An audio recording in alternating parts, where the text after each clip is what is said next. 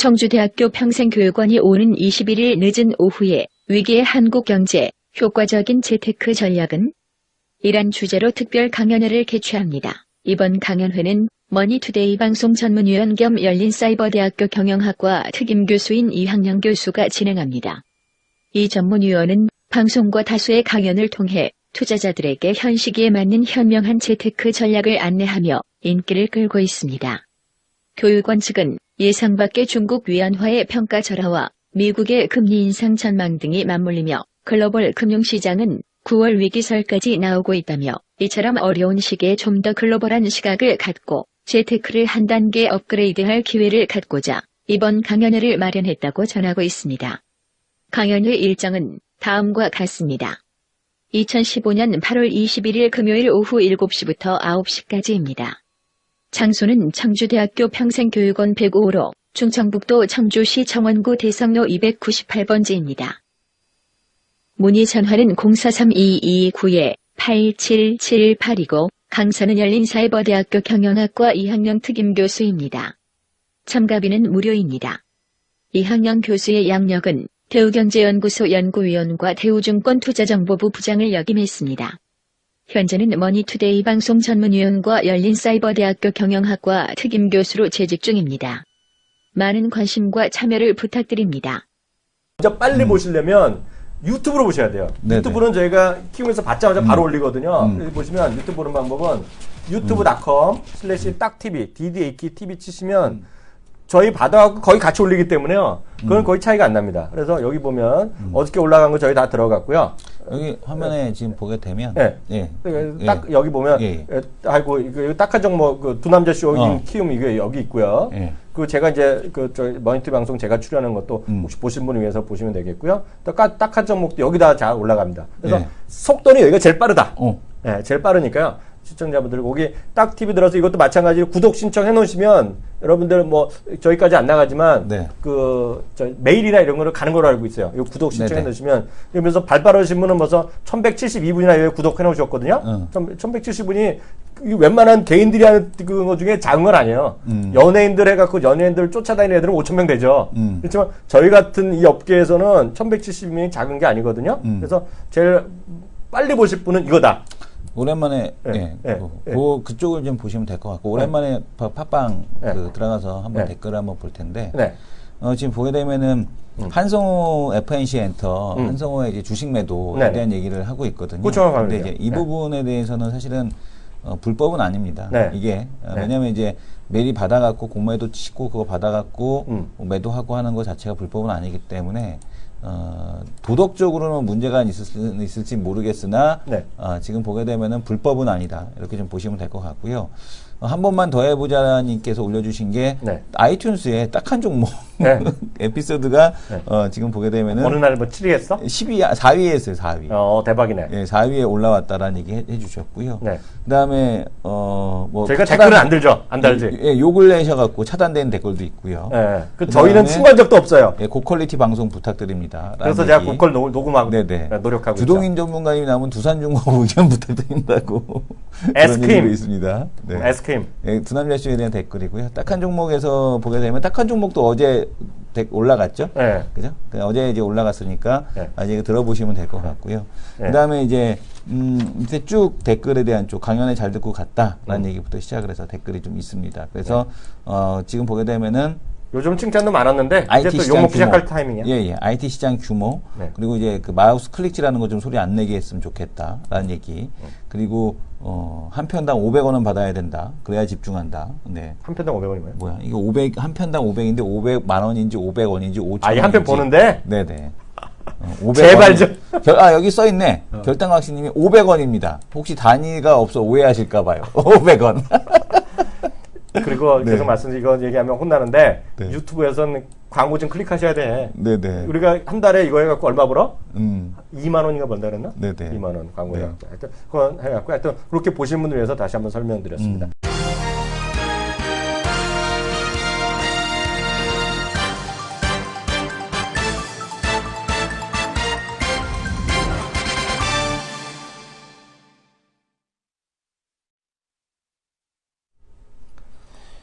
네, 안녕하십니까. 키움증권에서 매일 오전 11시부터 우리 시청자분들 찾아뵙고 있습니다. 마켓 11 1부 시작합니다. 이영희입니다.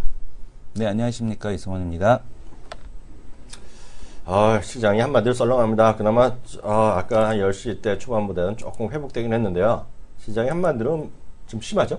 뭐 변동성에 대한 쪽이 정말 이제 오늘 피크치를 찍는 게 아닌가라는 생각이 들 정도로 네. 오전장에 별다른 이슈는 없었거든요. 네. 근데 이제 시초가 동시효과 때 보게 되면은 이제 반대 매도에 대한 매물들이 나와서 네. 하한가를 찍는 종목들이 상당히 이제 많이 동시효과 때 네. 이제 이런 종목들이 많았던 거 봐서는 네. 아무래도 이제 그 레버리지 활용했던 투자자에 의한 변동성 이런 부분이 오전장에 좀 확대되지 않았었나라고 보였습니다. 특히 이제 최근에 이런 담보대출 말고 그러니까 그 저축은행에서 이제 빌려주는 스탁론 같은 경우는 이제 장중에 나가지 않습니까? 장중에 네. 이렇게 매도가 나가는데 10시 반 정도인가요? 그때 이제 보통 그때 이제 매도가 이제 나가게 되고 그다음에 네. 또 오후에 또 나가게 돼요. 그래서 네. 이제 그때 변동성에 대한 흐름이 피크를 찍는 이제 네. 그런 모습에 대한 쪽이 좀 나타나지 않았나 10시 때 이렇게 네. 좀 보여집니다. 그래서 네. 스탁론 매물 뭐 이런 것들이 마무리되고 네. 일단 자율 반등하는 구간 이런 쪽으로 좀 들어갔는데 문제는 뭐냐면 일단 시장에 대한 쪽이 좀 부러졌었기 때문에 네. 이제 여기서 이제 반등은 나올 텐데 이것이 이제 또 이제 바닥을 확인하는 형태가 될 거냐 네. 아니면은 뭐 이쪽 바닥에 대한 쪽에서 한 번 더 저 650포인트까지 한번 네. 내려가는 형태에 대한 흐름으로 또 전개될 거냐 요 흐름에 관건인 것 교수님. 같습니다. 네, 그런 얘기 하지도 마세요. 네, 하지 말까요? 아니, 말이 씨가 돼. 네, 네? 몇 포인트 그런 얘기 하지 마세요. 네네. 더 내려가 이런 거는 안 되는 거죠. 불법적인 얘기요.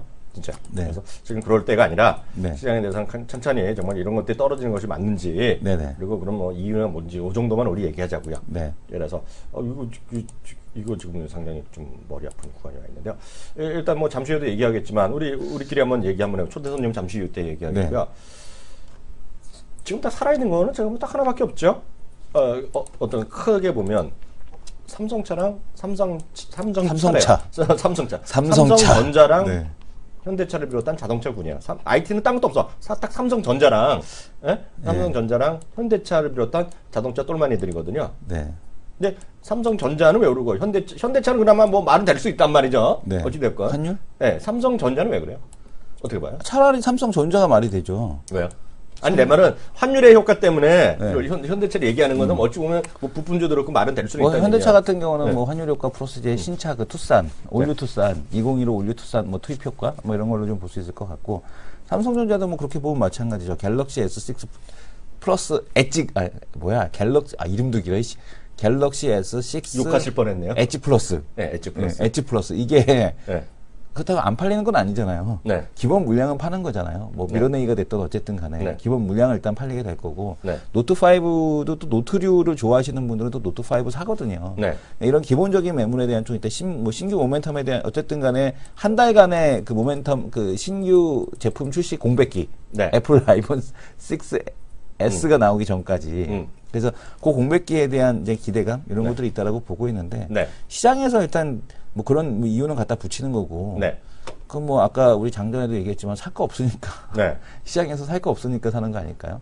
딱 일단 사는 게- 일로 네. 삼성전자를 산다는 것 자체가 네. 현금 들고 있긴 뭐하고 네. 내가 현금 들고 있으면 다른 주식 살 것 같으니 그냥 삼성전자에 갖다 놓자. 그게 네. 차라리 안전하다 이런 판단을 하는 것 같아요. 연기금 샀잖아요. 네네. 삼성전자. 어제 연기금 매수 들어왔죠. 어제 좀 샀죠. 현대차도 마찬가지고요. 네네. 네, 뭐 그게 얼마나 갈지 뭐 잠시 후에 또 우리 오늘의 또 주인공 또 현대차 나름 또 전문이거든요. 네. 현대차의 주가 떨어지는데 그동안 떨어진 건 작년부터 10월 이후에 이 양반의 저주였어요. 그쵸. 예, 공부를 해봤더니 안 되겠습니다. 그 한마디로 좀 떨어지기 시작했거든요. 네네. 이제 너무나 기했는데 또 어떻게 좀 시각이 바뀌었는지 잠시 한번 생각해 보겠고요. 오늘도 여전히 상대적으로 저는 또 하나 강한 주식이 있어요. 그러니까 그 원달러 환율 올라가서 하는 거는 어저께 저희 방송에도 했잖아요. 어저께 참 코스닥이래. 딱한 전목 녹음됐거든요, 저희가. 팟캐스트 녹음했으니까 전반적인 코스닥에 대한 어려움 이런 것들은 어저께 꼭 한번 보시기 바랍니다. 네. 딱한 전목 팟캐스트 보시면 되겠고요. 역시 유튜브라든가 팟캐스트 보시면 되겠고요. 가장 빨리는 유튜브로 보시면 되겠다. 다시 한번 확인됩니다. 네, 그건 그렇고요. 그래서 그런 것들 예를 들어서 한세실업, 네. 필라, 영업무역 이거는 분명히 좀 말은 됩니다. 말은 돼요. 왜냐하면 원달러 환율이 올라가고 잠시 후에도 또 기회가 되면 되죠. 원달러 환율이 올라가서 근데 그것들이 중국에서 하는 공장이 아니라 공장도 동남아에 깔려 있다. 그리고 물건은 어디서 주로 사냐? 선중국에서 주로 많이 산다. 뭐 이런 것들 있잖아요. 네네. 그래서 그런 것도 분명히 말은 돼요. 네, 근데 그것들도 시장의 영향력이 파급력이 크진 않다는 거죠. 상대적으로 작고 규모가. 그래서 그게 크게 역할을 얻겠죠. 하여튼 그런 것들은 말이 되는데요. 그거 말고 대형주 중에서 제가 봤을 때 지금 뚜렷하게 상승세를 보이는 게 하나 있어요. 저는 LG U 플러스로 보거든요. LG U 플러스. 네, 뭐 오늘 보면 KT나 SK텔레콤도 하고 LG 플러스도 좀 반등을 하고 있는데 LG U 플러스는 어찌되었건 제가 봤을 때는 사물 인터넷에 하나에 딱 와 있거든요. 네네. 그래서 늘 말씀드리자 사물 인터넷에 관련된 어떤 광고도 하고 마케팅도 하고 저도 전화를 받았으니까요. 네, 그런 것들 하나 보는데 그럼 잠시 후에 그런 전반적인 얘기 함께하는 시간 갖도록 하겠습니다. 딱한 종목을 보시기 위해서는 지금 늘 그렇죠. 팟빵에 들어오셔가지고요. 팟빵. 네. 예, 지금 화면을 잠깐 화면이 여기 잡혀 있나요? 네. 화면이 지금 보게 되면 팟빵에 들어오셔가지고요. 네네. 팟빵에 들어오셔서 이거를 전체 화면으로 한번 볼까요? 네. 지금 보게 되면 팟빵에 들어오셔서 이거를 지금 자기 스마트폰이랑 연동이 되는 거예요? 네네, 제 거하고 연동이 되고 있습니다. 네. 그래서 이제 카테고리로 들어오시면, 그러니까 뭐 항상 등록을 해놓으시면 좋고요. 네. 우리 카테고리가 어디 있죠? 경제 있죠? 네, 경제 쪽에 들어가시게 되면, 네. 지금 보게 되면 딱한 종목이라고 해서 요즘에 조금 내려갔네. 두 남자 씨하고 딱한 종목 같이 있네. 딱한 종목 이렇게 보셔서 요 지금 보게 되면 에피소드를 읽어주시고 에피소드 보고 뭘 눌러야 돼? 좋아요. 여기 보게 되면 하트. 하트 여기 위에 하트도 한번 눌러주고 그 다음에 돈 드는 거 아니다라는. 돈 드는 거 아니죠. 여기 보게 되면 별도 눌러주시거나 그죠? 그다음에 후기도 한번 올려주시면 좋고. 그 다음에 여기서 이제 구독하기. 여기 오른쪽 화면에 보게 되면 구독하기가 있거든요. 답글은 없다. 그죠? 네. 구독하기 하시고, 답글은 지금 보게 되면 두남자 쇼를 통해서 말씀을 드립니다. 그렇죠. 간혹가다. 댓글을 한번 안 달기 시작했더니 달면은 너무 없어 보일 것 같아서 계속 안 달고 그건 있습니다. 없어 보여. 댓글인지 그런 거 우리는 안 달아. 그래서 이렇게 시청해 주시면 될 것 같습니다. 근데 요즘은 이제 좀 조심해야 돼요. 지금 많이 욕먹을 시기거든요. 네네. 지금 좀 조심해야 될 것 같습니다. 다음 코너 들어갑니다.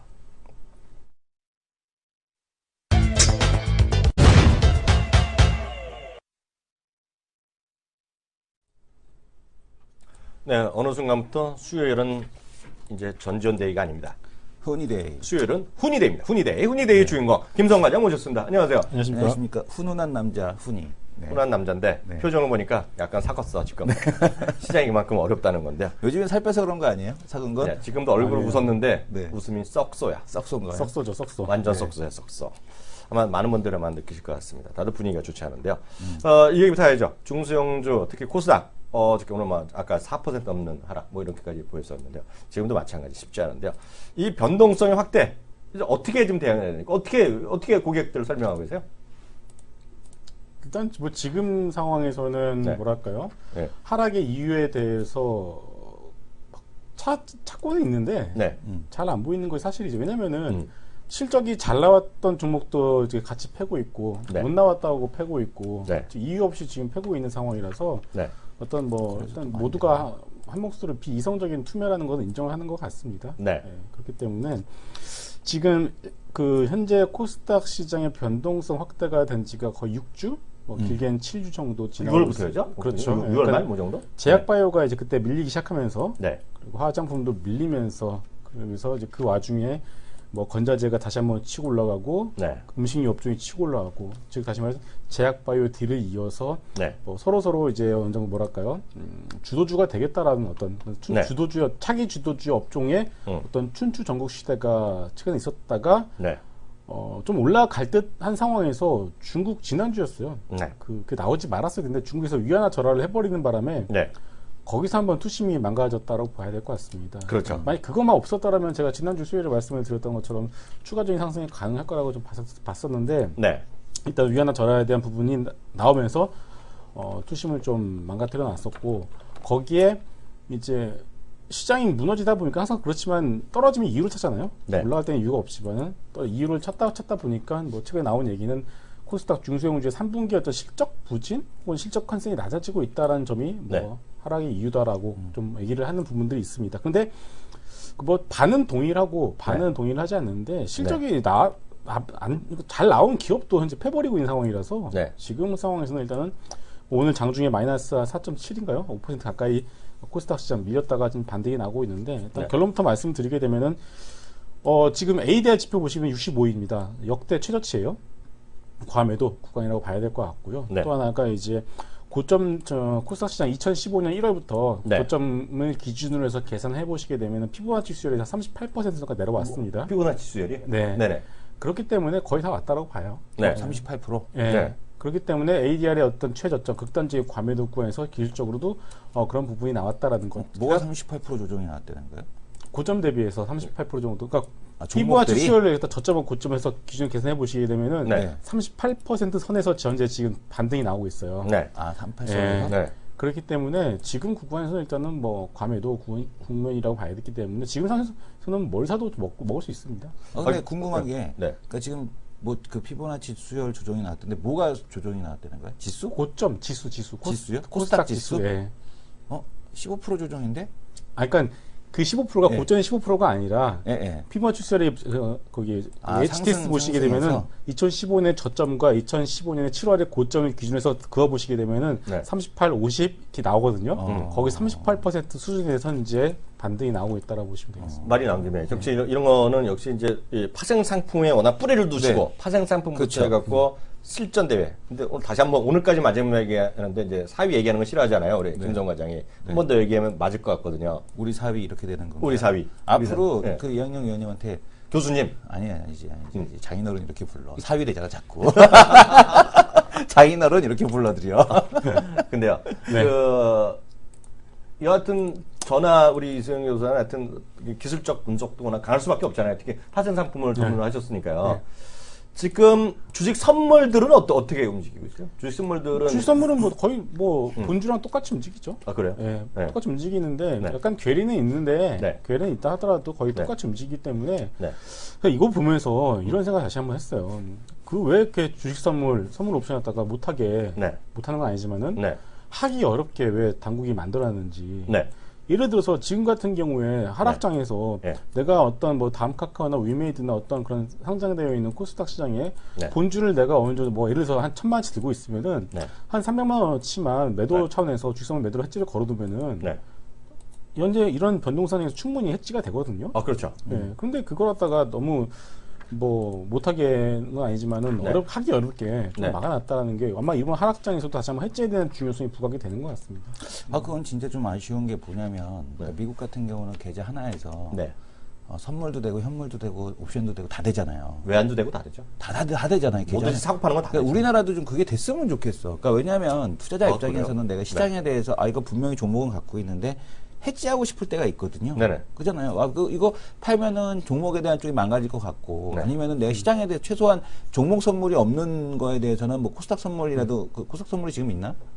코스닥 지수 선물이 없죠. 없어요. 네. 그러니까 코스닥 지수 선물도 있어서 코스닥 지수에 대해서 해지도 하고. 코스닥 종목이 10개가 생겼잖아요. 아니, 선물 몇 개만 생겼죠. 종목 선물만. 선물은 있고 10개 생겼죠. 지수에 대한 부분도 만들어. 그러니까 지수 선물에 대해서도 만들어 갖고 이걸 갖다가 해지할 수 있게끔 해주고 그리고 계좌 내에서 옵션에 대한 부분은 솔직히 좀 모르겠어. 옵션은 솔직한 얘기로 지금처럼 뭐 이렇게 자격 제한을 둬서 하는 건 맞다라고 봐요. 근데 이제 선물에 대해서만큼은 최소한 내 종목을 들고 있으면 그 종목에 대해서 해지를 하고 싶을 때 종목을 파는 게 아니라 선물로 해지를 걸어서 시장에서 하락하는 구간에 대한 쪽을 버텨주고 그 다음에 네. 이제 올라올 때는 내가 선물을 청산을 해서 이 현물을 그대로 가져갈 수 있는 전략 이런 게 좀 필요할 것 같아요. 그러니까 뭐 기관들만 지금 신나서 매도 풀업 쪽에서 매도 많이 치고 있고요. 그러면 방법 하나를 이렇게 두 분이서요. 네. 그 건의서 쓰셔갖고요. 이학영을 국회로? 아니죠. 그거는 저는 거기 동의 그렇게 잘 모르는 네. 거는 제가 동의나 반대를 안 하는데 청와대 게시판에 쓰세요.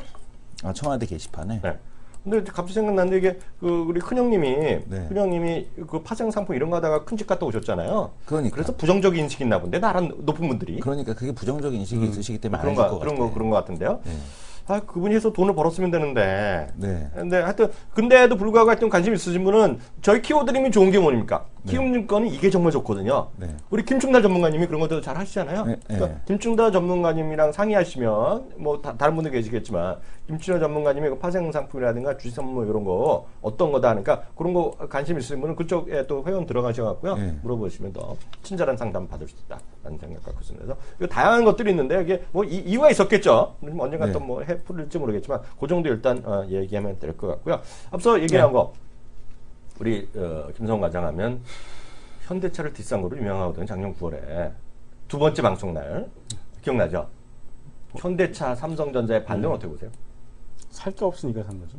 핵 네. 뭐를? 살 게 없으니까. 사는 거라고 보여지고 있고요. 그러니까 지금 코스피 대형주가 싸다라는 건 누구나 다 알고 있습니다. 싸죠.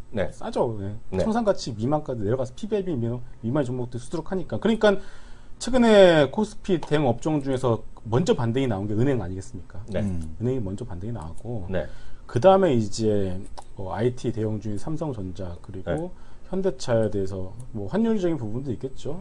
원화값이 워낙 떨어지다 보니까 대표적인 수출주인 현대차와 삼성전자에 대해서 뭐 들어왔다라 보시면 될 것 같고요.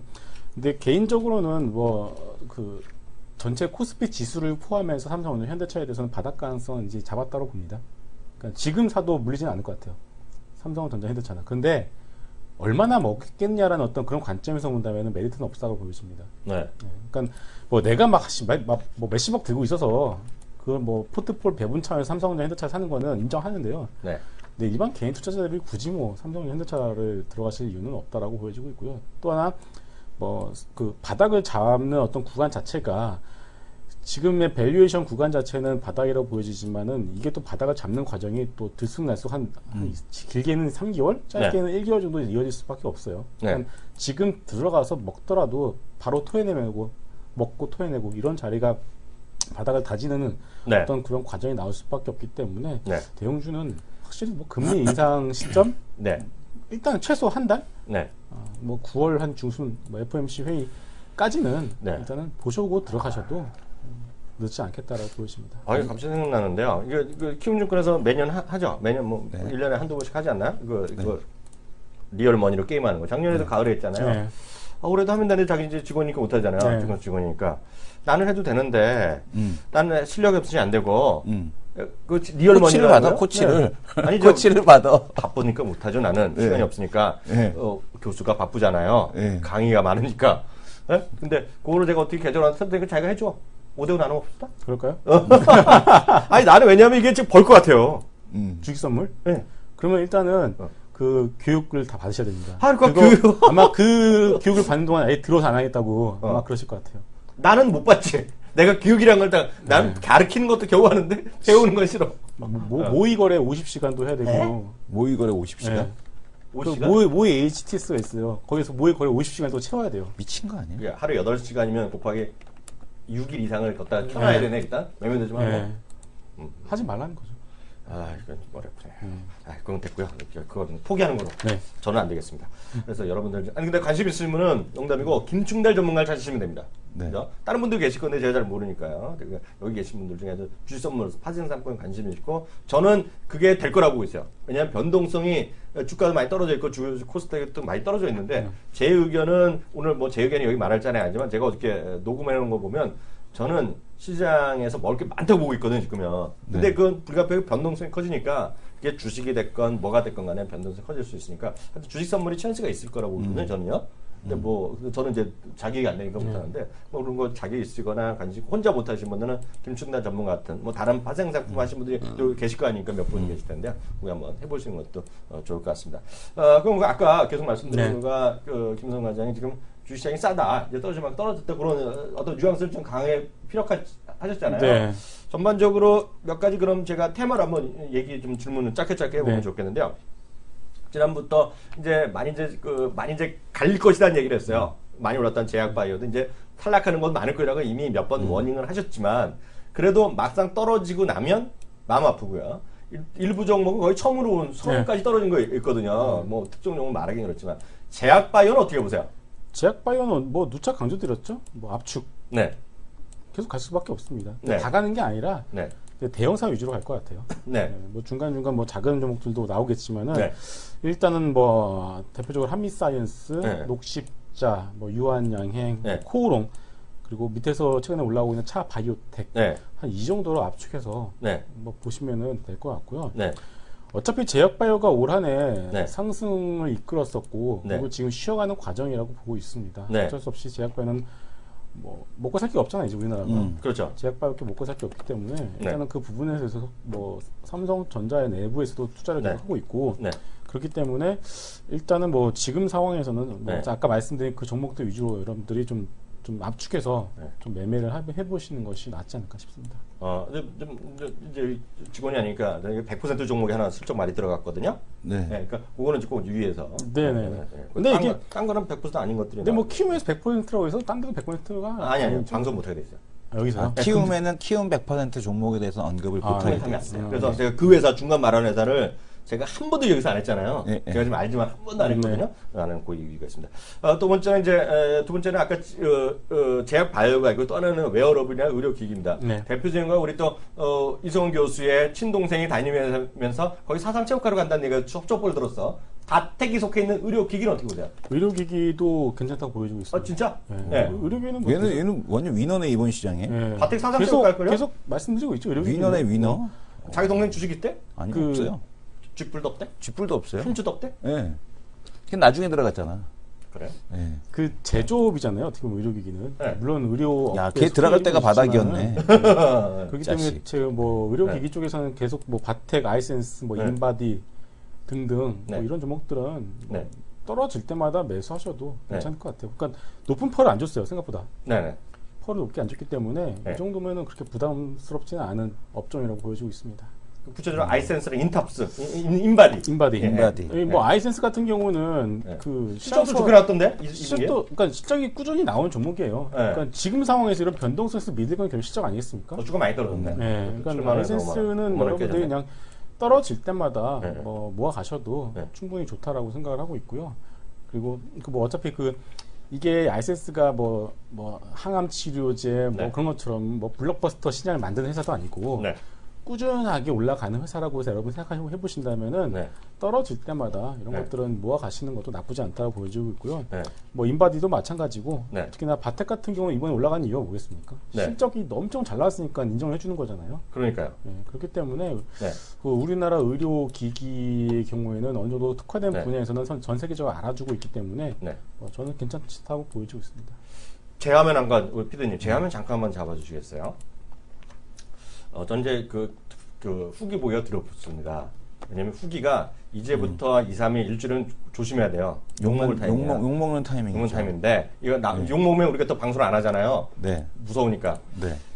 A7님이 이런 말을 쓰셨어요.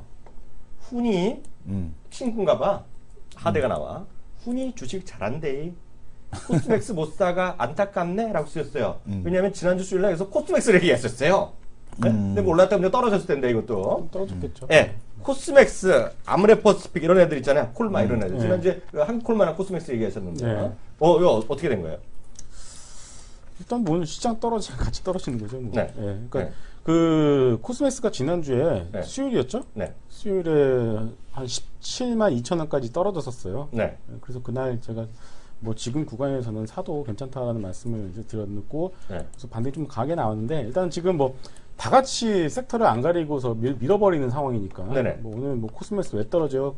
코스맥스에 문제가 있어 떨어지는 게 아니라 다 같이 떨어진다라고 보시면 될 것 같습니다. 자, 여하튼간에 제약바이오와 마찬가지로 화장품도 여전히 뭐 ODM 업체들 위주로 그리고 대형사 아모레퍼시픽, 아모레지 이 정도로 압축해서 이제 가고 있기 때문에 박스권이에요. 박스권이기 때문에 박스권 전략대로 여러분들이 하시면 될 것 같고요. 다만 그 박스권의 어떤 상당히 조금씩 낮아지고 있다는 건 조금 불안한 요인입니다. 그러니까 그게 뭐냐면은 뭐 추세하락을 추세하락처럼 계속 떨어지는 뜻이 아니라 박스권 하단을 잘 잡는다 하더라도 기대 수익률이 그렇게 높지는 않을 것 같아요. 그러니까 그 부분만 좀 여러분 참고해 주시면 좋을 것 같습니다. 이제 제가 코스맥스 왜 말했냐면 코스맥스는 칭찬받을 일인데요. 이제 제가 디스 들어갑니다. 아무리 친하더라도 알더라도 이거는 욕 바가지 먹어야 돼. 이거 책임져야 돼. 현대엘리 어떻게 할 거야 이거? 현대엘리베이터 내가 믿었어요. 자기가 엘리베이터 면허증 있다 그랬잖아. 근데 현대엘리는 저것 때문에 빠진 거 아니야? 그 목함질에? 그것 때문에 빠진 거잖아요. 목함질이랑 무슨 상관이야? 뭐 그런 엘리야 늘 항상 대북 관련주가 되기 때문에 목함질에 터지고 나서부터 빠졌잖아요 그거. 아 그래요? 목함질에 때부터 그 급락 나가 그건 솔직한 얘기로 인정을 못 만나고 와서? 시장이 완전 오버하는 거 이거는 현대엘리는. 그럼 내가 물어본 사람 민망해졌네? 아니 솔직한 얘기로 저 어이가 없잖아요. 현대엘리 실적기가 어떻게 나왔어요? 잘 나왔죠. 그 물어본 내가 잘못한 거네. 실적 역시나 예상대로 예상대로 잘 나왔고요. 제 잘못입니다. 네. 넘어갈게요. 그리고 지금 현대 엘리베이터를 포함해서 건전지 얘기를 해볼게요. 네, 건전지 같이. 현대 엘리베이터 같은 경우는 어디서 팔았나 보니까 처음에 그저께죠? 그저께 떨어졌을 때 사모펀드 쪽에서 다 덜었더라고요. 오히려 연기금하고 투신권은 기존의 매수를 계속 보였듯이 추세적인 매수를 하고 있기 때문에 저는 현대레인은 뭐 숫자가 워낙에 잘 나오는 기업이고 앞으로도 대세 상승이 가능하리라고 저는 보고 있기 때문에 뭐 떨어질 때마다 매수를 하셔도 좋을 것 같고요. 상선 때문에 빠졌다는 건 무슨 얘기예요? 상선의 어떤 진부법 평가이익. 그러니까 현대 엘리베이터 그 동안에 그 리스크가 두 가지가 있었어요. 뭐 첫 번째는 이제 세 가지죠. 대북 리스크 하나. 근데 그거는 뭐 이제 끝났고 다 보이고 또 하나는 이제 신들러. 이대주주죠. 신들러에 대한 어떤 경영권 간섭에 대한 문제 있었는데 이번에 유상증자 참여 안 해서 걔네들이. 네네. 그렇기 때문에 이 부분도 이제 시작이 됐었고 마지막으로 그동안 현대상선 퍼주는 것 때문에 주가의 어떤 방향성에 대해서 좀 노이즈 작용했었는데 이번에도 현대상선에 대한 진법 평가 이익 때문에 본업에서 워낙에 잘 나왔거든요 숫자가. 근데 그것 때문에 지금 뭐 하락했다고 보시면 될 것 같은데 일단 현대상선과 관련된 리스크는 시간이 가면 갈수록 뭐 이미 현대그룹 차원에서도 현대상선 지원 안 하겠다라고 했기 때문에 이 부분은 전 솔직히 그렇게 크게 뭐 악재라고 보기는 어렵다고 보여지고 있고요. 계속적으로 시간이 가면 갈수록 본업의 시장은 뭐 집중을 할 거라고 보여지고 있습니다. 황영님 사람 민망하게 만들었다. 훈이님이 속으로 욕하고 있을 것이다. 아까 보니까 내가 이분이 누구 닮았나 했더니 더원을 닮았네. 더원 닮은 우리 훈이님 엄청 칭찬하는데 저 욕한다고 혼났어요 지금요. 사문인터넷은 LG 플러스는 저도 아까 얘기했지만 제가 들은 거는 본인께서 지난주랑 2주 연속 얘기한 걸 저도 제가 그냥 뭐라 그래 이거 발 담궜을 뿐이거든요. 주워 담아온 건데 저는요. 사문인터넷 어떻게 보세요? 좋죠. 얘기 많이 했잖아요. LG 플러스라는 거. 그 뭐였죠? 아이리버? 제가 사물 인터넷은 이제 큰 놈들은 SK CNC랑 이제 LG U 플러스가 아마 향후에 아모레 퍼시픽과 같은 역할을 해줄 것이고 그렇죠. 그 아랫단에서 작은 종목들이 이제 10배, 20배가 나온 종목들이 나올 것 같다는 말씀을 드리고 있는데 SK는 안 될 것 같아요. 왜냐하면 SK는 합병을 해버리면서 지금 전체적인 그룹 리스크에 그러니까 SK CNC만 놓고 본다라면은 상관이 없는데 합병을 해버리고 나서 SK로 이름 바뀌었죠. 해버려서 이게 뭐랄까요? 그냥 순수한 어떤 IT 기업의 이미지는 이미 떨어져 나갔고요. 주주에서라서 50조를 마련한다는 부담감. 그렇죠. 그것 때문에 이제는 SK는 안 될 것 같고. 그래서 그 자리가 이제 LG U 플러스 혼자 지금 짊어지고 있다라고 보시면 될 것 같습니다. 그래서 뭐 시장의 변동성이 커지니까 또 방어주 역할을 하잖아요. 마이크로테크는 오늘 또 폭락했잖아요. 거기 주세 또 나와 SK. 그래서 뭐라고 나오는지 알아요? 내가 얘기했잖아요. 최태원을 가석방했어야 된다. 그러니까. 한 번도 약속이 지켜진 적이 없었기 때문에 최태원을 가석방한 다음에 사면하고 복구까지 같이 해주셨잖아요. 만약에 그 돈을 집행 안 하면 다시 집어넣어야 된다 이런 얘기가 있더라고. 그러니까 그래서 사면 복권을 한 번 해줬으면 안 된다고 얘기를 하더라고요. 40조, 50조 발표를 했음에도 불구하고 시장에서 반도체 업종 보시게 되면은 반응 밋밋했어요. 항상 뭐 유진테크랑 주성이를 봐야 되는데 재미없었잖아요. 그 왜 그러냐면은 그 현업에 계신 분들 얘기 들어보니까. 실제 진짜 투자를 하는 건 좋다 치는데 그럼 어디다 투자할 거냐 이거죠. 그래서 투자할 데가 없다 이 얘기예요. 아니죠. 거기가 그 이천에 있잖아요. 거기도 이천에 SK하이닉스 공장 있잖아요. 맞죠?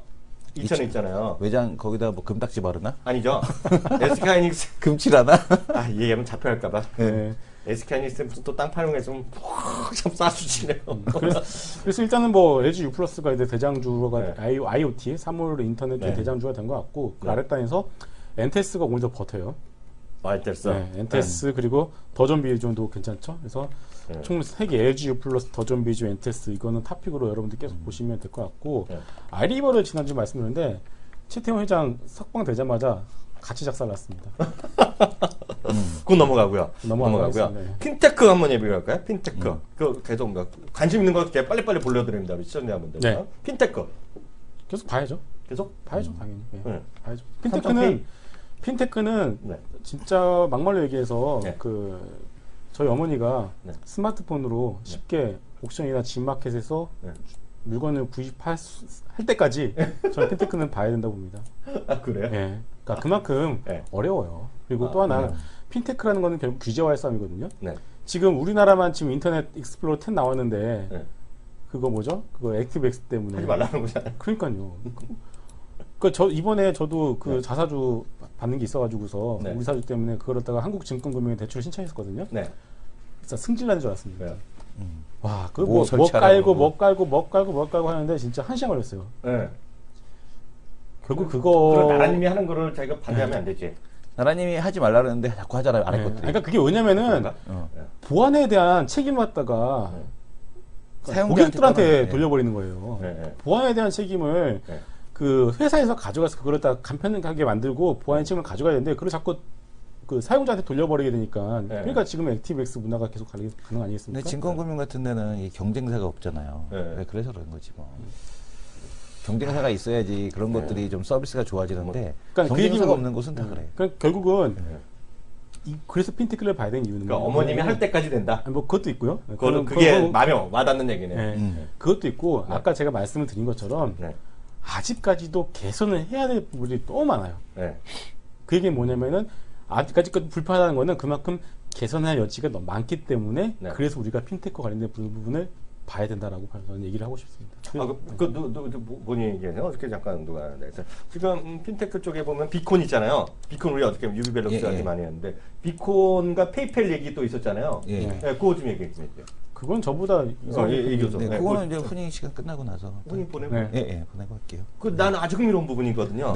근데 고려 하기 전에 아까 얘기했잖아요. 간편결제 얘기했는데 어머님이 하실 때까지 왜냐면 저는 이제 개인적인 사정으로 제 번호가 아니에요. 명의가 와이프 거만 쓰거든요. 어떤 애 것도 쓰고 막 그런데 개인적인 사정 때문에 아무리 간편결제 편하더라도 제가 아는 것 중에 하나는 이제 거기 뭐 순간으로 비밀번호를 받아요. ARS를 받고 번호 쓰는데 제 핸드폰이 아니까 그게 안 돼요. 하여튼 그래서 복잡해서 간편결제를 대한민국 간편결제를 잘 못 써요. 제가 현실적으로 보면. 근데 좋아지겠죠. 근데 이번에 깜짝 놀라서 알리바바 있잖아요. 알리익스프레스요.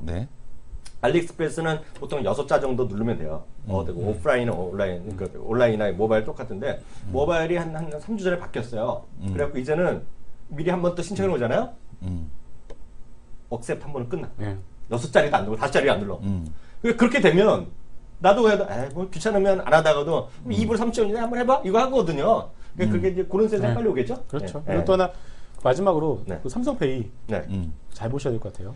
그러니까 삼성페이 잘 보셔야 될 것 같아요. 지금 그 삼성그룹 내에서 거의 4월에 걸고 있더라고요. 그러니까. 진짜? 그러니까 뭐 4월까지는 모르겠지만은 일단은 삼성페이에 대해서 4월을 걸더라도 우리 높으신 분의 아래 것들이 걸겠지. 아래 것들. 뭐 그렇죠. 담당 부서장 이런 사람. 그러니까 지금 뭐냐면은 삼성이 그동안 워낙에 많은 거 했잖아요. 워낙에 많은 거 했는데 다 실패했잖아요. 그런데 그나마 약간 좀 빛을 본다? 좀 반응이 그나마 좀 괜찮다라고 하는 게 삼성페이거든요. 그렇기 때문에 일단 삼성이 삼성페이에서 돈을 벌지는 않을 겁니다. 이걸 삼성페이를 가지고 돈을 버는 게 아니라 삼성페이를 갖다 성공을 런칭을 시킴으로 해서 어느 정도 플랫폼 쪽으로 이제 나갈 수 있는 하나의 교두보를 마련을 할 수가 있기 때문에 삼성 쪽에서 이 부분에 상당히 좀 큰 폭의 사활을 걸고 있고 제가 듣기로는 뭐 삼성 수뇌부 내에서도 이와 관련해서 많은 얘기들이 나오고 있다라고 하더라고요. 그래서 삼성페이 그리고 그와 관련된 종목들 더 넓혀가지고서 핀텍 관련 종목들까지 같이 엮어서 좀 보시면 좋을 것 같습니다. IT 쪽도. IT는 뭐 실적이 나와야지 가는 것 같아요. 그래요. 또 오늘 보시게 되면은 이번에 이수페타시스 같은 종목도 좀 많이 떨어졌었는데 이번에 실적 잘 나왔었죠. 그러다 보니까 좀 오늘 장에서 좀 버티는 모습들이 나오고 있고 그리고 뭐 최근에 오늘도 하이비전 시스템도 저는 몇 달 전에 한번 말씀드렸는데 다시금 또 이제 레포트가 나오더라고요. 하이비전. 하이비전뿐만이 아니라 그 듀얼 카메라 관련된 레포트들이 좀 다시 나오기 시작하고 있거든요. 그래서 하이비전 시스템 보시면 좋을 것 같고 웨어러블 쪽에서는 뭐 블루콤 정도? 블루콤은 또 이항영 의원께서 잘 아시니까. 저요? 전 잘 모릅니다. 저는 하여튼 주가 올라가는 날 안다 그러고 모르 떨어진 날은 잘 모르는 거로. 그리고 마지막으로 또 하나 콘텐츠. 콘텐츠랑 게임? 세계 좋아하는 게 저거잖아요. JTBC. J 콘텐트리. J 콘텐트리. 랑 그리고 SM. SM을 좀 잘 보셔야 될 것 같아요. SM이 그동안 시장에서 소외를 외국인이 싫었던 이유가 그 회계에 대해서 약간 좀 불투명성? 그러니까 최근에 손오공이 떨어진 이유가 비슷하시면 돼요. 비슷하게 보시면 돼요. 손오공 터닝 메카드가 그렇게 잘 팔렸는데 영업이익이 29억이 말이 안 되잖아요. 그러니까 그래서 떨어지는 거거든요. 그래요? 그렇게 잘 팔렸는데 전 국민이 다 지금 이승원 대표님 얼마치 사셨죠? 뭐지? 뭘? 터닝 메카드. 터닝 메카드 일단 세대는 기본으로 샀지. 세대. 10만 원 넘죠. 그러니까 저 한 가구당 10만 원 썼을 텐데 그런데 영업이익이 29밖에 안 나왔다? 좀 이상하지. 그러니까 소송을 지금 패버리고 있는 거고 마찬가지로 SM도 약간 좀 그랬었어요. 약간 잘 버는데 왜 저밖에 안 나와? 라는 것이 그동안 있었는데 근데 최근에 그런 부분들에서 좀 해소가 되다 보니까 갑작스럽게 바닥권에 튀어 올라오고 있거든요. 그래서 좀 SM도 좀 주목해서 좀 보셔야 될 것 같습니다. 네, 오늘 여기까지 하겠습니다. 하여튼 오늘 결론이 이거네요. 살 것들 많다. 이거로 되겠습니다. 일단 오늘은 뭘 사도 전체적으로 오늘 AS하고 그동안 얘기했던 거를 꾸준하게 짧게 했으니까 혹시 오늘 못 보신 분은 다시 녹화해서 VOD 보시면 좀 더 자세한 얘기 들을 수 있을 것 같습니다. 오늘 어떤 이렇게 바쁜데 좋은 시간 내주셨습니다. 감사합니다.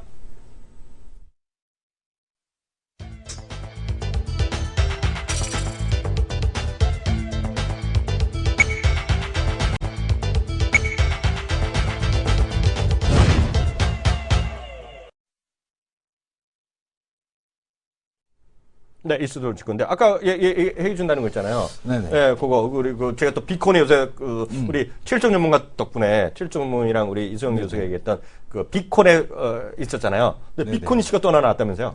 비콘이 올해 이번 뭐 지금 당장 나온 이슈는 아니고 이제 예전에 나왔던 이슈인데 이게 이제 정말로 이 비콘을 통한 서비스가 확산이 되게 된다라면 이제 오프라인 벤사 같은 경우가 상당히 좀 위험해질 수 있다. 오프라인 벤사? 그것도 왜요?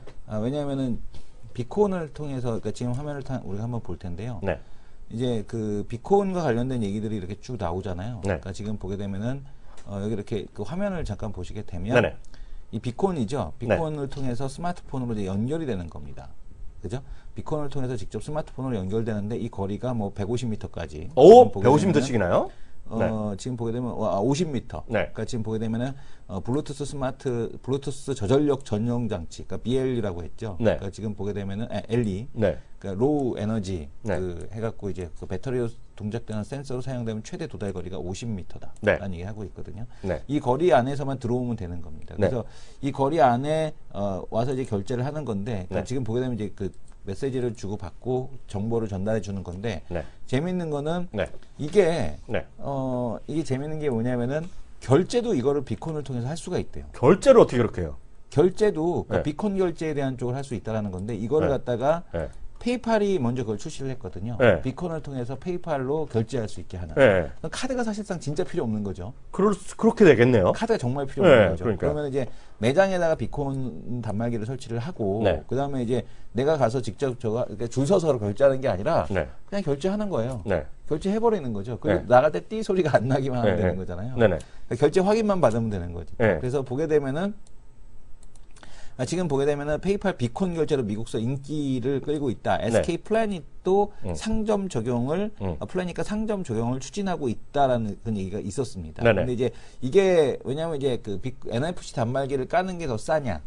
아니면 비콘 단말기를 가는 게 더 싸냐? 이 게임이거든요. 지금 결제 쪽에서 간편 결제 쪽에서는 그러면은 이제 매장이 이제 페이팔 비콘 디바이스를 벽면에 전원에 꽂아두면 고객은 페이팔 비콘 앱 전용 앱을 설치해갖고 고객이 매장에 돌아오면 페이팔 비콘이 고객 페이팔 앱과 연결돼서 자동 결제를 하는 겁니다. 이게 지금 간편 결제거든요. 그죠? 그러니까 이렇게 지금 보게 되면 간편 결제에 대한 쪽도 비콘에 대한 쪽으로서 적용이 될 수가 있다. 지금 이렇게 지금 얘기가 나오고 있습니다. 그래서 이렇게 되게 되면은 비콘 결제로 될지 뭐 NFC 결제로 될지 방식에 대한 쪽 뭐 여러 가지니까요. 다양하게 나오고 있으니까. 그래서 페이팔 지금 보게 되면 이 그림이 페이팔 비콘 단말기. 그러니까 지금 이거 페이팔 비콘 단말기에 설치해 놓으면 그러니까 매장에서 내가 이제 물건을 보고 딱 찍어 갖고 그냥 사는 거죠. 결제를 해버리는 거죠. 그러니까 내가 만약에 갈 때 이런 거죠. 이마트 가서 그냥 물건을 카트에 들고 다니는 게 아니라 그냥 이렇게 쭉 보다가 그냥 그걸 찍어. 끝나네. 아니 그냥 그 카트에 온라인 카트에 담아 이제 딱 이렇게 찍는 거죠. 돌아다니면서. 그러면은 찍으면은 아니면은 그게 이제 그 물건이 뭐 내 나갈 때쯤 와 있다든가 매장 앞에 아니면은 로봇가 집에다 배달해 준다든가 이런 게 이제 가능해지는 거죠. 그래서 이제 이런 서비스에 대한 쪽이 나타날 수 있다. 그래서 이제 만약에 이게 되면은 오프라인 벤사를 배제하고 바로 이제 통신사에서 이 결제에 대한 데이터 결제 아니면 이제 간편 결제 회사에서 이런 것들을 할 수 있기 때문에 이것이 아마 지금 보게 되면 결제 환경을 급격하게 변화시킬 수 있다 이런 얘기들도 있습니다. 제가 방송을 하고 있는데요. 문자 왔어요. 네네. 방송한테 문자 한번 했는데 우리 방송국에 증권 부장님이 기사가 났다고. 무슨 기사? 제 기사가 났다고. 왜? 네이버에서 제 이름 한번 써보세요, 지금요. 네네. 제 화면 잡아주세요. 네. 여기 나왔는데 제가 그랬잖아요. 청주대학에서 저를 초청했다 그랬잖아요. 진짜로. 네. 학교 거니까 얘기해도 되잖아. 네. 학교 거니까. 네. 다 무료고. 네. 그 계속 말해. 이거 서울에서 못 오셔요. 네? 충청도 일대 계신 분, 충청도 일대 그 2학년이라고 제가 네이버에 치면 제가 나오는데요. 충청도 일대에 계신 분은 금요일 날 저를 만나면 사인해드릴 수는 있다. 금요일 날? 금요일 날. 청주야, 청주. 청주. 충청도 일대 계시는 분들 와보시면 되겠다. 네. 근데 뭐 여기 보니까 딱 이렇게 써놨잖아요. 청주대학에서 만든 자료거든요. 네. 그러니까 교수라고 딱 적어놨네. 열린사이버대학교 경영학과 2학년 특임교수. 그래갖고 네. 전문의, 양력까지 나서 양력. 네네. 그래서 아주 키움증권에서 했다고 써야 되는데 그건 안 써졌네. 네. 빠져갖고 이것들이. 네. 키움증권 앵커라고 또 써줘야지. 그죠? 네네. 앞으로 그것도 써야겠습니다. 키움증권 앵커. 그건 그렇고요. 저는 시장에서 그래서 여기 네. 지금 지난번에 비콘에 대해서 궁금하신 분들은 네. 그 KB 지식 비타민이라고 검색을 해갖고 보시면 네. 비콘이라고 해서 KB 지식 비타민이라서 검색해 보시게 되면 네. 비콘을 활용한 오프라인 마케팅과 금융업이라고 해서 보고서를 한번 낸 적이 있거든요. 네. 그래서 요거를 한번 쭉 보시게 되면 네. 비콘에 대한 개념 자체가 네. 좀 이렇게 정리가 쉽게 잘 되실 겁니다. 그래서 네. 비콘이 뭐 그렇게 새로운 건 아니고 우리가 뭐 그 하드웨어에 대한 구조가 어떻게 되는지 알 필요는 없잖아요. 그러니까 비콘에 대한 활용도가 어떻게 될 수 있다. 그래서 지금 보게 되면 페이팔 비콘, 단말기 이런 것들이 되고 있는데 이게 되게 되면 상당히 이제 벤사가 어려워질 수 있다. 벤사가 그렇게 보셔야 될 것 같습니다. 저는 약간 다른 관점 말씀드리겠는데요. 이거는 뭐 이런 얘기하면 지금 그런데 기본적으로 저희가 전문가가 아니잖아요. 뭐 해외 시장, 해외 금융 파생 상품 구조를 제가 이런 말씀 드릴 때는 조심스러운 게 저희 의견이라고 생각하시면 안 돼요. 특히 제가 하는 거는 다양한 시각을 전해드릴 뿐이잖아요. 그래서 얘기를 오늘 한 두세 가지를 얘기해 드리겠는데요. 위안화가 지금 6.39 위안으로 어저께 엊그저께 끝났을걸요? 그죠? 나는데 제 화면 잠깐만 잡아주시기 바랍니다. 제가 지금 올려드릴 테니까요. 제 걸 잡아주시면 제가 바로 보면서 설명드리겠는데요. CNBC에서 나온 자료인데요. 제 화면 좀 잡아주시면요. 제목 자체가요. Why another China devaluation could be coming. 이게 뭐냐면 중국 위안화의 평가 절하가 또 올 거다. 끝나지 않았다는 얘기를 하고 있고요. 그래서 구체적으로 보면 뭐 증권사마다 금융사마다 들었는데 일본에서 6.70에서 6.90까지 얘기하는 데도 있고요. 우리나라는 별로 얘기 안 하는데 우리나라는 유진투자증권 6.80 얘기하고 있고요. 조금 더 간 보는 데도 있습니다. 그런 얘기를 좀 하는 데가 있다라고 보셔야 될 것 같고요. 그래서 참고적으로 이런 얘기도 있다. 거기까지만 일단 말씀드리겠고요. 하나 더 겁나는 얘기 하나 해드리겠는데요. 겁나는 얘기인데요. 이것도 제가 바로 잡아서 보여드리겠습니다. 이거는 유가 얘기가 아니라요. 어저께 제가 왜 도대체 유가가 계속 떨어진지 그리고 5가지 정도 요인을 했던 거 기억나잖아요. CNN 머니에서 한 건데요. 이거 역시 CNN인데 이거는 CNN뿐만 아니라 여러분들이 검색하면 다 나옵니다. 제목 자체가 제 얘기 아니니까 정말 이건 간곡히 말씀드리는데요. Why oil price could sink to $15 a barrel. 배럴당 $15까지 떨어질 수도 있다라는 주장이에요. 주장입니다, 주장. 근데 이거 누구냐면 이 양반은 좀 유명한 사람이에요. 데이빗 카톡이라는 사람이 있어요. 우리나라의 카톡 그런 거는 말하는데 뭐 이름은 비슷해요. 영어로 하면 카탁 뭐 이렇게 얘기하는 거거든요. 근데 이분이 나이가 많아요. 이런 3살 정도 된 분이고요. 지금도 열렬하게 활동을 하는 사람이에요. 데이빗 카톡이라는 여기에 나온 분인데요. 이분은 지금 얘기하고 있고, 이분이 지금 운영하는 자금이 한 20억 달러 될 겁니다. 이미 자산 운영사 하고 있는데, 맞네요. 20억 달러 이상을 자산 운영사 하고 있는데, 이분은요, 작년에 100달러에서부터 떨어졌거든요.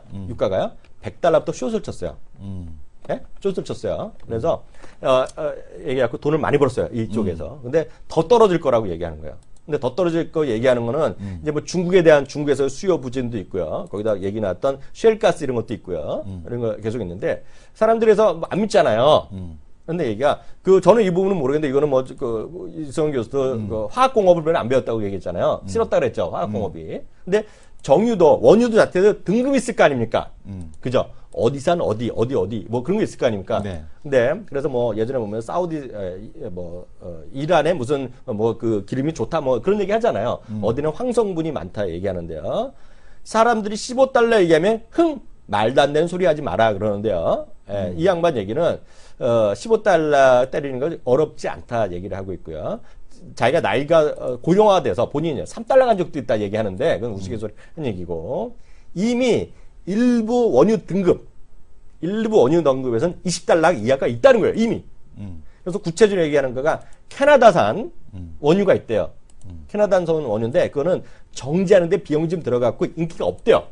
그러니까 정제하는데 비용이 많이 들어서. 근데 그거는 이미 20달러 이하까지 떨어져서 올해 들어서 최근 들어서 더 많이 떨어지고 있다는 거예요. 이 사람 얘기입니다. 그래서 유가 하락이 더 강해질 것이다. 그래서 얘기도 있다. 오히려 반갑네. 그런 전망이 나오니까. 뭐 바꿔놓을 수도 있고 어찌됐지만 왜냐하면은 그냥 극단적인 전망도 마크 파버는 안 나왔어요? 마크 파버 얘기 드립니다. 어떻게 마크 파버 얘기하세요? 왜냐면 그런 아저씨들이 나와줄 때가 보통 시장이 이제 바닥권이기 때문에. 마크 파버 얘기 드립니다. 네네. 마크 파버는 오늘 일부 마크 파버로 뉴스에서 검색해 보시면 마크 파버 금사란 얘기 나옵니다. 금사란 얘기 나와요. 근데 그거는 그 내용을 전체 내용을 안 본 사람이 하는 거예요. 제가 딱 보고 찾아봤더니 번역이 다 잘못됐다고는 저 풀로 안 했어요.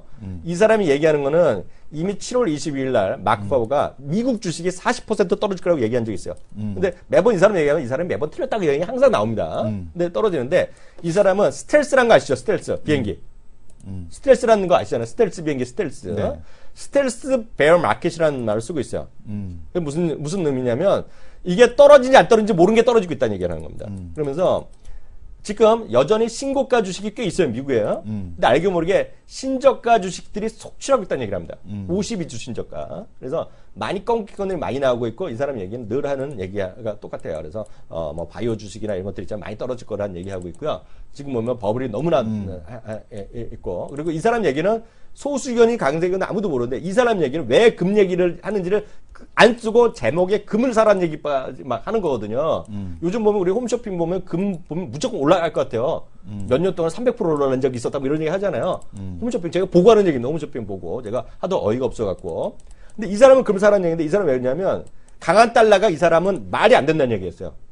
달러가 절대 올라가지 않는다는 얘기합니다. 이 사람은요. 그래서 달러가 올라가지 않기 때문에 금을 사라는 얘기합니다. 이 사람은요. 그래서 그런 주장도 있다는 거. 그래서 많은 사람이 금이 달러가 강해질 거라고 보는데 이 사람은 뭔 소리냐. 미국도 뭐 멀쩡한 나라가 아니다. 그래서 지금은 모든 것에서 화폐를 빼라는 얘기예요. 화폐. 이 사람 얘기는 화폐를 빼라는 화폐. 그러니까 현금으로 계산하는 거 빼라는 거예요. 그게 뭐야? 그래서 금을 사라는 얘기예요. 이 사람 얘기는요. 그러니까 이 사람 더 안 좋게 보는 거죠. 그래서 이런 주장도 있다는 거. 그래서 지금 오늘 보시면 그 부분은 금을 혹시 사고 싶으면 뭐 이 사람은 말이 맞다고 생각하면 사시면 되는 거예요. 예, 무슨 얘기 아시죠? 저는 금은 어떻게 되는지 모르거든요. 근데 그런 주장도 있다는 거. 네. 극단적인 주장이 나올 때가 항상 보게 되면 시장에서 이제 바닥을 형성하는 그런 때가 상당히 좀 많았었고요. 지금 우리가 이제 올해 좀 반갑네요. 왜냐면 이제 그런 극단적인 주장들이 좀 나와줘야 이제 그런 시장에서 이제 바닥을 형성하는 이제 그런 구간이 될 텐데. 지금 보게 되면은 이제 이게 2004년도 흐름입니다. 2004년도의 흐름을 보게 이승원 되면 교수 거 좀 잡아주세요. 막상 이제 금리 인상에 대한 쪽이 나타날 때가 언제였냐면 6월 30일 때였죠. 그러니까 금리 인상이 미리 선반영이 되는 거죠. 그러니까 금리 인상에 대한 쪽이 선반영이 되면서 시장에 대한 쪽이 미리 빠져버립니다. 그러니까 이때 당시에도 이제 이런 모습들을 좀 보여줬었죠. 이렇게 금리 인상에 대한 쪽이 선반영이 되면서 하락을 먼저 했었고요. 그리고 이제 그 금리 인상 전에도 자율 반등에 대한 쪽이 또 미리 들어옵니다. 이런 식으로 들어왔고 막상 이제 금리 인상 전에 이렇게 반등을 하고 금리 인상하고 나서 좀 빠졌어요. 근데 이제 그 앞전 저점을 이탈하지도 않았죠. 그리고 나서 이제 지루한 장세가 이제 한 달 이상 이제 지속이 되다가 이제 그때부터 이제 그 2004년도 이후에 이제 본격적인 이제 상승에 대한 흐름으로 전개가 됐던 건데 그러니까 지금 보게 되면 이제 이 흐름 이후에 이 상승이 나온 거죠. 이 상승이 나온 이거 거죠. 좋은데? 예. 그때가 이겁니다. 그때가 이제 미국의 이제 금리 인상 하던 시기가 이제 지금 보게 되면은 요 구간에 대한 쪽에 해당이 되는 그런 건데 우리가 지금 보게 되면은 중국에 대해서도 여러 가지 말이 많잖아요. 근데 이제 전전 이코노미스트가 쓴 보고서 존경하는 우리 전전님 고정자산 투자가 1%가 왔다. 우리를 버리신 전전님. 예, 고정자산 투자가 1%가 왔는데 이게 올라오게 되면 원자재 가격도 올라갈 거고 이게 지금 올라올 수밖에 없다는 얘기를 상반기에 다 지연시켜 놨기 때문에 그러면 하반기에 중국 GDP 7% 충분히 맞출 수 있고 이게 되면은 결국에는 원자재 가격도 반등이 나오고 수요도 올라가고 결국에는 마크 파버가 이걸 안 봤네. 시장을 구원해 줄 수 있는 거는 역시 차이나 세이버스. 마크 파버가 안 봤네. 네. 그죠? 차이나 세이버스란 얘기죠. 그러니까 결국엔 이 고정자산 투자에 대한 쪽이 돌아 올라오게 되면 시장에 대한 쪽에 지금 나타나고 있는 원자재 통화에 대한 리스크 뭐 이런 것들이 네. 일거에 다 해소가 되겠죠. 하여튼 막 파버 얘기는요, 그 우리나라 기사는 금만 막 해서 했는데요, 그게 네. 아니라는 거. 그리고 네. 보면 중국 얘기 뭐 7% 얘기했지만 딱 마크 파버는 반대 얘기하고 있어요. 네. 그 작년 가을 정도 한번 중국의 뭐 버블 또 얘기 나왔을 때 믿을 수 없다는 얘기 네. 많이 했잖아요. 네. 이 사람은 지금 중국이 1% 성장도 안 되는 나라인데 다 속고 있다는 얘기 그런 얘기 오늘 또 했거든요, 인터뷰에서. 그러니까 일단 다양한 의견이 있다는 걸 일단 참고하셔야겠고. 뭐 외계인도 있다 그런 애들도 있는 거예요. 오늘 이제 좋은 라피터 보여주셨잖아요. 네. 늘 존경하는 대한민국 최고의 증권사 키움증권의 최고의 리서치 키움증권의 애널 그 리서치 센터에서 갖고 있는 우리 마영님 밑에 있는 우리 전전님. 우리는 비록 우리를 버렸지만 우리 그래도 여전히 존경한다는 거. 그 레포트 한번 보시면 좋을 것 같습니다. 저는 2부에 다시 오겠습니다. 네.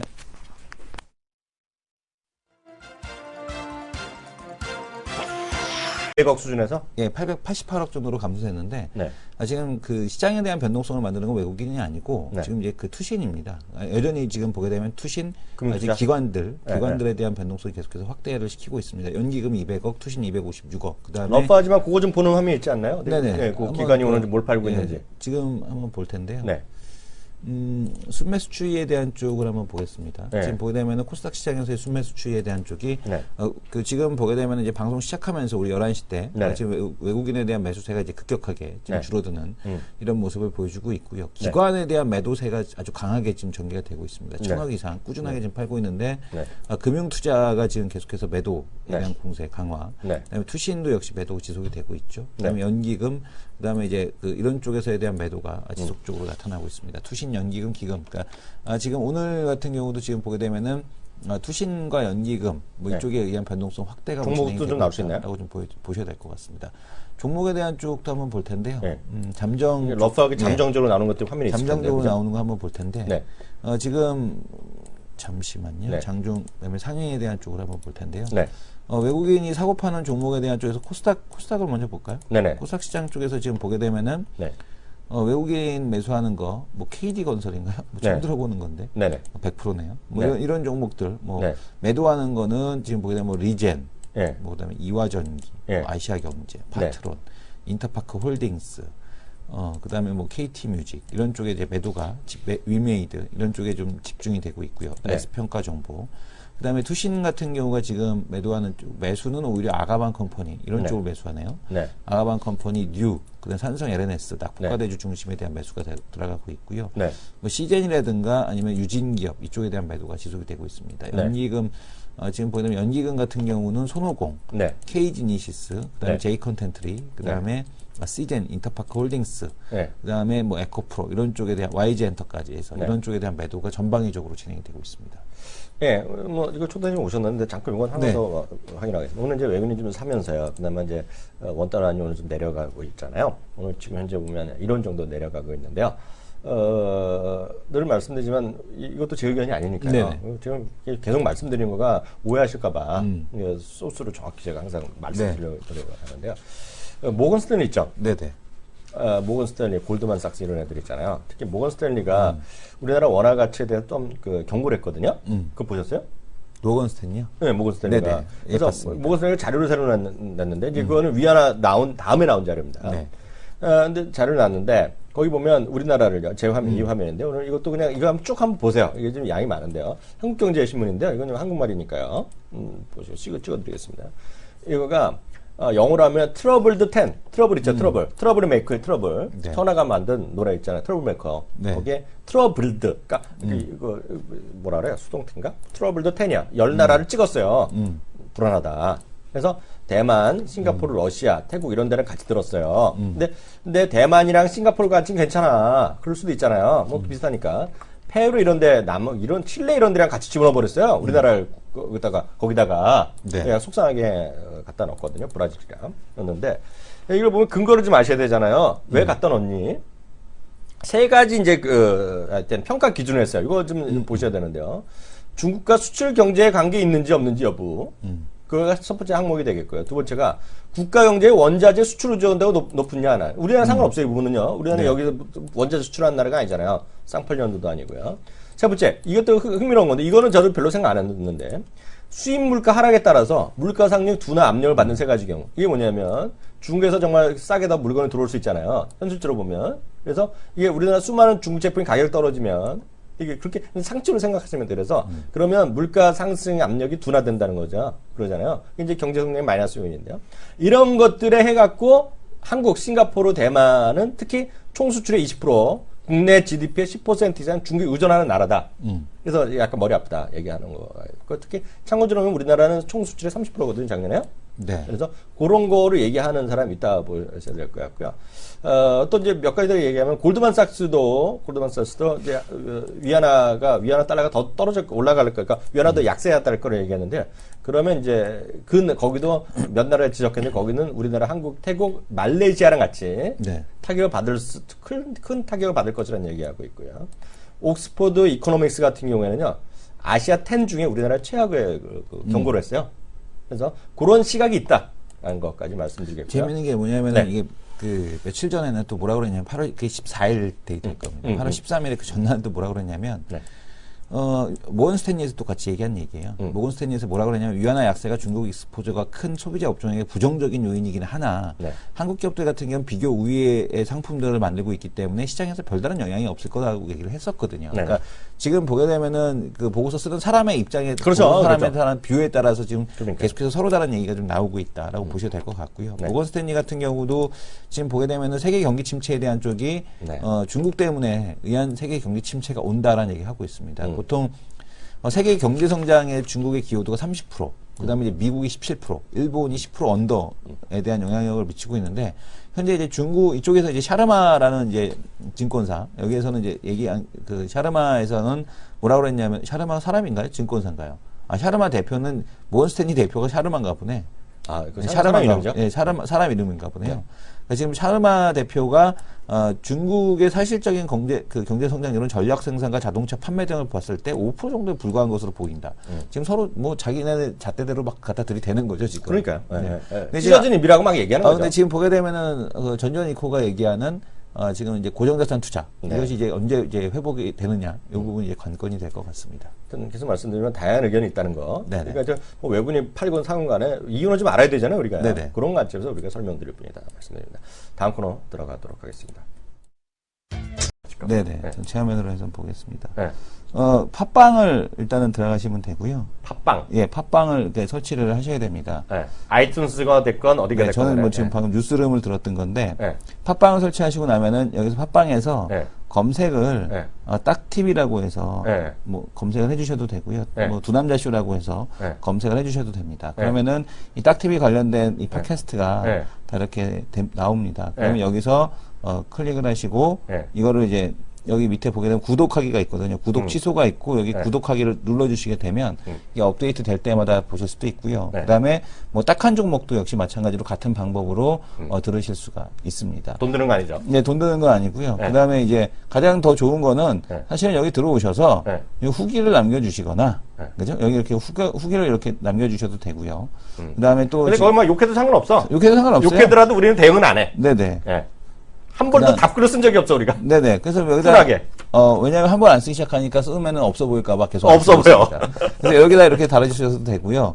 그 다음에 또 보게 되면은 뭐 별 있잖아요. 여기 위에 별 누르는 거. 별 누르는 거 돈 들어? 돈 안 들죠. 돈도 안 들어. 네, 별 꼭 눌러주시고요. 에브리싱 공짜네. 에피소드별로도 이거 별을 누를 수도 있어요. 돈 안 들어.